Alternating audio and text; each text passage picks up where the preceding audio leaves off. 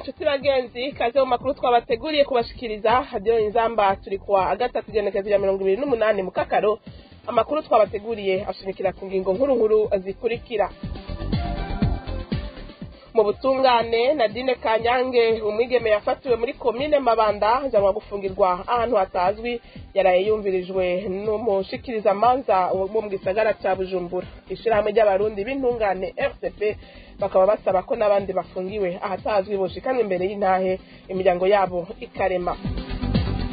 Naho mu Kayanza muri komine Kabarore abagabo babiri barafatanywe n'ubutare bwo mu bwoko bwa kasiterite bagwambariye kw'impuzu bakaba bafashwe ngo babumanukanye mu gisagara cya Bujumbura. Mu gisata cy'amagara y'abantu naho ingwara y'igisigo mu bwoko bwa B ngo sagashishishwa rumuri mu bagore bibungenze. Umutambukanyi w'umukuru w'igihugu ahimiriza abarundi kazi kwipimisha hakiri kare. Aya hamwe n'ayandi nimuje kure ni mukabisase kuri mikro muri kumwe na Diane Nkurunziza. Urakeneye kumenya makuru y'imvaho umviriza radio Inzamba agateka kawe ni kuri wezi 3 akaburungu inzamba.org.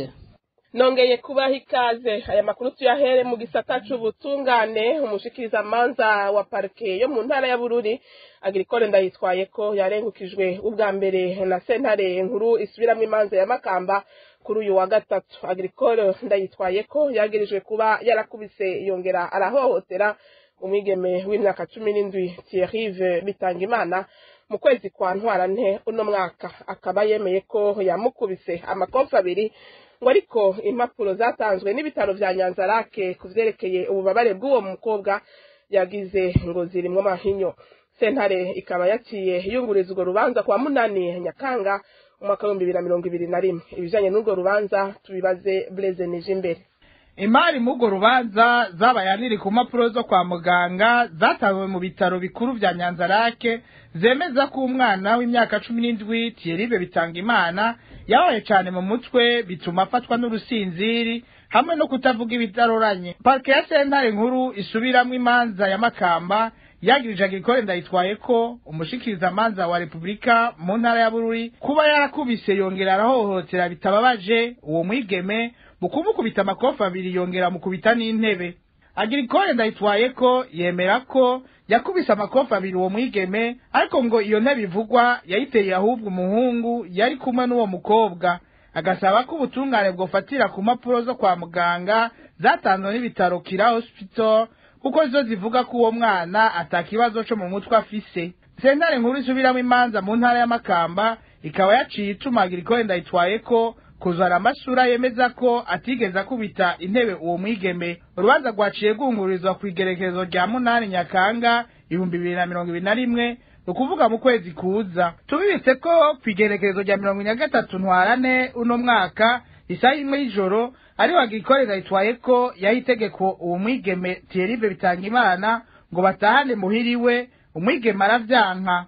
Agricole ndayitwaye ko umushikiriza manza wa Republika mu ntara ya Bururi yaciye arengera kuri uwo mwana amugema amakofi abiri agwa hasi aca mutera intebe nk'uko amakuru ya Nyanzarake yabishikirije. Tukiri ngaho nyene mu gisata c'ubutungane inyuma hafi y'indwi zibiri yahanyurujwe umwigeme wo muri komine ya Mabanda mu ntara ya Makamba Nadine Kanyange atawuzi yafungiwe yararengutse kuri uyu wa kabiri imbere ya parke ikukira sentare nkuru ya Ntahangwa.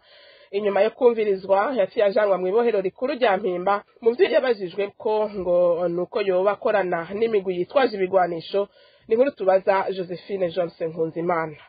Nkuko bivugwa n'abamubonye igihe yarazanwe kuri parke ya Ntahangwa, Nadine Kanyange yasa n'umuntu afite amagara make.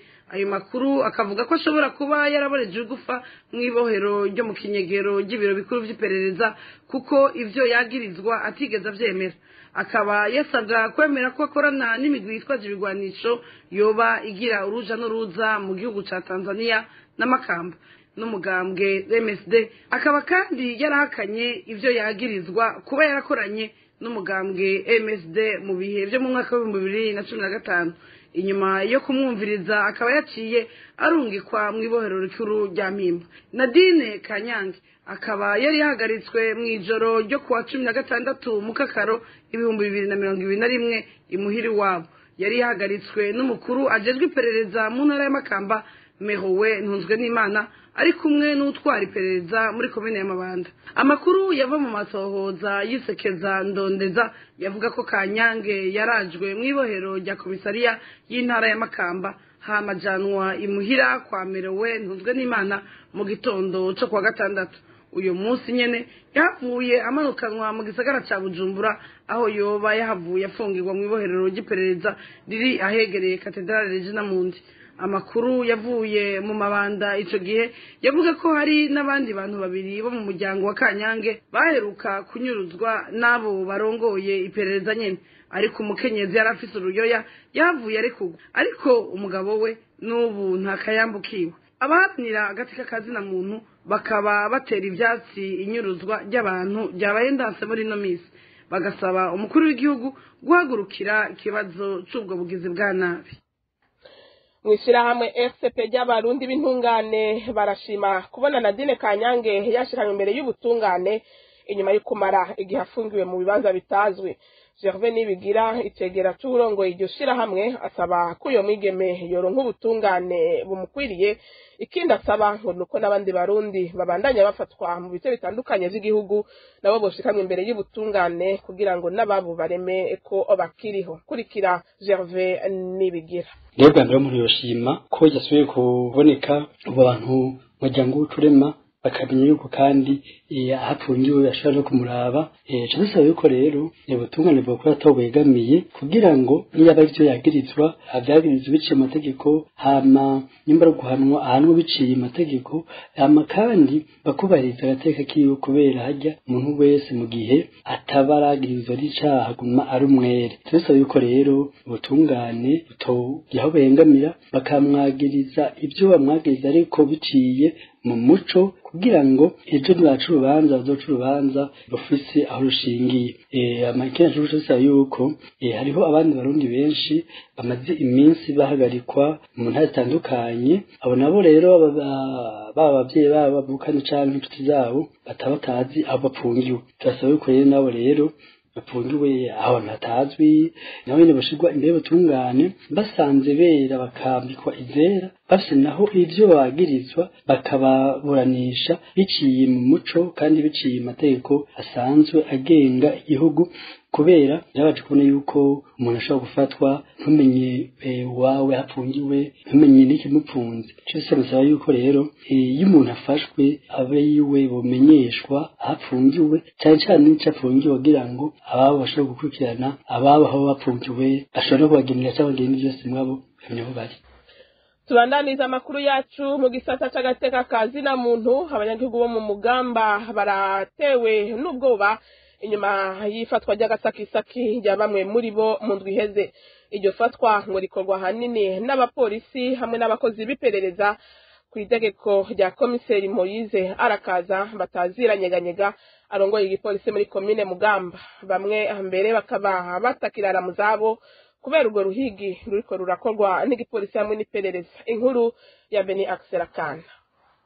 Abanyagihugu bo muri komine Mugamba y'intara ya Bururi bavuga ko barara ntibuca ku gutinya gufatwa n'igipolisi hamwe n'igendereza. Bamwe muri abo banyagihugu batashimye kuvugira ku vyuma vya radio Inzamba bavuga ko hari abataye bakomoka batakirara mu zabo ku gutinya gufatwa no kugirirwa nabi. Ayo makuru nyene avuga ko bamwe mu bafatwa baheze bakaborezwa igufa bakiri mu gasho k'igipolisi muri komisariya ya komine Mugamba. Komiseri Moise Arakaza bataziranyeganyega akabasaba amafaranga, uyaronse akarekugwa, uyabuze nawe agakorerwa intebe ishushe akarungikwa i Bujumbura mu gasho k'iperereza aho acaheza akagirizwa gukorana n'imigwi yitwaje ibigwanisho igwanya leta. Abafatwa benshi n'ugwaruka abahoze mu gisirikare bakukurutse hamwe n'inshuti canke abana babahoze mu gisirikare bagirizwa gukorana canke guha amakuru abanyagihugu muri iyo komine bahunze igihugu. Mu ndwi iheze gusa abamenyekanye ko bahagaritswe n'abantu 8 harimwo abakenyezi 2. Bamwe mu bafashwe harimo umukenyezi w'umusirikare yahunze igihugu mu mwaka wa 2015 Evrine Kamikazi na musaza we Gerard Bigirimana. Abo babiri bivugwa ko bafungiwe mu gasho k'iperereza i Bujumbura. Bivugwa ko umupfasoni yoba mbere yarasinzikarijwe ubuzima nk'uko amakuru ava mu Mugamba abandanya vyemeza. abanyagihugu bo muri komine Mugamba basaba ko komiseri Moise arakaza bataziranyeganyega yovanwa yakajanwa gukorera ahandi kuko ngo ari we ariko ateza umutekano muke. Uruganda wo kumenyesha amakuru rwa radio Inzamba agateka kawe ntiturashobora kuronka Moise arakaza bataziranyeganyega ngo agire ico ashikirije ku vyo yagirizwa, co kimwe na Petero Nkurikiye avugira ubushikiranganje bw'intwaro mu gihugu, iterambere rusangi n'umutekano ngo agire ico ashikirije kuri iryo totezwa ririko rikorerwa abanyagihugu muri komine Mugamba. Mu kiganiro umushikiriza manza wa Republika yahaye abamenyesha amakuru kuri uyu mugoroba yamenyesheje ko atabantu banyuruzwa canke ngo bafatwa. Silvestre Nyandwi asigura kwabo bavuga ko banyuruzwa canke bakabura irengero ngo ahubwo arabaja mu mirwi irwana bakagenda badasezeye imiryango yabo. Hariho kandi ubugizi bwa nabi buvugwa cane cane ku mbuga ngurukana bumenyi bw'abantu banyuruzwa. Ivyo bikorwa n'abantu biyambika impuzu z'abajejwe umutekano bagakoresha imiduga itagira imparati. Ariko rero bimwe mu bivugwa ko hari abantu babutswe irengero twasanze ari binyoma. Aha twotanga karorero kuwitwa Toyi Pascal wo mu Rutana byari byavuzwe yuko yanyurujwe, ariko tumaze gutohoza tukaba twasanze afungiwe i Makamba aho akurikiranwa ku caha c'ubusuma yoba yarakoze.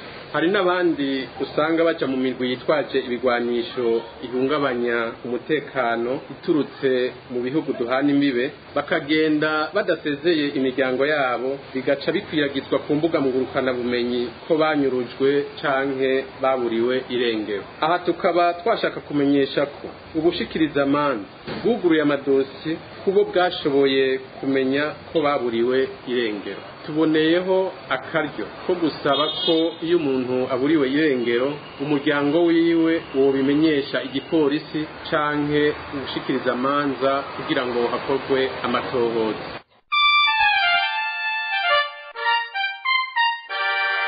Inzamba Radio Inzamba tubandaniza amakuru hariya mu ntara ya Kayanza hari abagabo babiri bavuka ku mutumba Runyinya zone na komine Kabarore y'intara ya Kayanza bafunzwe mu gashuka komisariya y'igipolisi kuva kuri uyu wa kabiri. Amakuru atangwa n'igipolisi cyo mu Kayanza amenyesha ko abo bagabo bafatiwe mu muduga wunguruza abantu n'ibintu wariko uraja mu gisagara cya Bujumbura mu gihe cyo mu gitondo ngo bakaba bari bambariye ku butare bwo mu bwoko bwa casiterite. Ayo makuru nyene amenyesha ko baciye abahagarikwa kugira ngo bakorwe ko amatohoza. Nubwo muri komine ya Kabarore hasanzwe yahimbwe ubutare bwo mu bwoko bwa coltan na casiterite, abo bagabo bo basigura ko ubwo butare bari babukuye mu ntara ya Kirundo. Tubandanize aya makuru mu gisata c'amagara y'abantu. Uyu munsi niho hahimbazwa umunsi mpuzamakungu wahariwe kurwanya indwara y'igitigu. Umunsi uhimbazwa buri agenekerezo rya 28 mu Kakaro uko umwaka utashe. Angeline Ndayishimiye umutambukanyi w'umukuru w'igihugu akaba ahimiriza abavyeyi bibungenze bose kwipimisha iyo ndwara kugira ngo bashobore gukingira abana bakiri mu nda. Aha agasaba ko ibikoresho vyo gupima vyorwizwa mu gihugu na cyane cyane hagati mu gihugu. Tega amatwi Angeline Ndayishimiye. Uno mwaka isi yose yashimye guhimbaza uyu munsi mukuru wahariwe kurwanya igitigu ku civugo kivuga ngo abavyeyi bifuza ko atamwana yoba akivukana umugera w'igitigu. Iki civugo kiduhamagarira twese gushira hamwe inguvu kugira ngo turwanye indwara z'igitigu na cane cane mu gukingira abana bakiri mu mbanyi ndetse n'abana bavutse. Kaze dushire hamwe inguvu duhimirize abo duserukira mu kurwanya izo ndwara, duharanire amagara meza y'abene gihugu, dushike ku iterambere rirama. Kuri iyo mvo umukenyezi wese yibungenze ahamagarirwa kwipimisha umugera w'igitigu kugira ngo basanze agendana iyo ndwara umwana ashobore gukingirwa akiri mu mbanyi. Kugira ngo ibyo tubishikeko bisaba ko ibikoresho byo gupima iyo migera bigwizwa kandi bigakwiragizwa henshi, mbere no mu mavuriro yo hagati mu gihugu. Ibikoresho byo gupima hamwe n'imiti yo kuvura indwara z'igitigu birahari ngaha mu gihugu cacu ntibikenewe rero ko umurwayi arinda kwivuza agiye mu mahanga duhimirize rero abenegihugu turongoye mu gukurikiza ingingo zikurikira kwipimisha imigera y'indwara z'igitigu kugira umuntu wese amenye uko amagara yiwe ameze na cane cane abakenyezi bibungenze abasanzwe baranduye basabwe kwegera abaganga kugira bafashanye mu mpanuro ku bijanye n'imiti hamwe n'incanco ku bana bakivuka. Muwamenya ko abantu 2,441 nibo basanze bagendana indwara y'igitigu yo mu bwoko B ku bantu 15,539 bapimwe mu mwaka wa 2020. Aha niho amakuru twari turabashikiriza agarukiye. Shimire mwebwe mwese mwari muduteza abiri, shimire kandi bagenzi bacu badufashije kuyegeranya gushikaho muyumva. Mwari kumwe na Diane Nkuru nziza, mugira amahoro aho iwanyu no mu banyu.